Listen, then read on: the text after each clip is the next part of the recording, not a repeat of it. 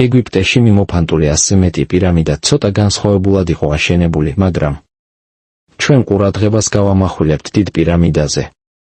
მოდით, გადავხედოთ სტატისტიკას.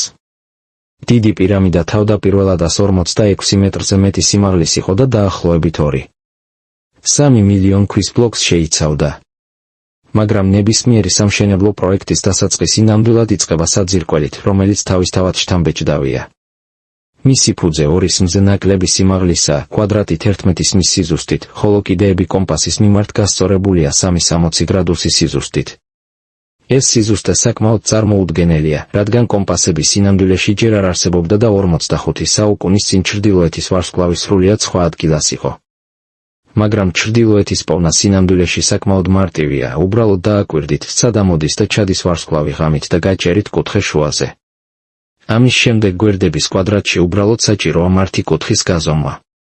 პითაგორა და მისი განტოლება გაცილებით გვიან გამოჩნდა, მაგრამ უძველესმა კულტურებმა, როგორიცაა ეგვიპტელები, იცოდნენ, რომ 3, 4, 5 სამკუთხედი 90 გრადუსიან კუთხეს შეადგენდა.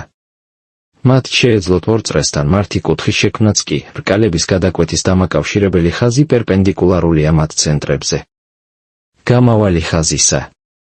ზოგიერთი თეორიის თანახმად, ფუძის გასასწორებლად ეგვიპტელები წყლით სავსე არხებს ბუნებრივ დონეებად იყენებდნენ, მაგრამ ეს ნაკლებად სავარაუდოა, თუ გავითვალისწინებთ, რამდენი წყლის შეტანა მოუწევდათ მის აორთქლების თავიდან ასაცილებლად. მაგრამ თუ მართი კუთხის შექმნას შეძლებთ, შეგიძლიათ დონის გაკეთება. დადეთ ის ფეხებზე და შეძლებთ დიდ მანძილზე გასწორებას. როდესაც ამაზე დაფიქრდებით, პირამიდა უბრალოდ ერთმანეთზე დაწყობილი კვადრატების გროვაა.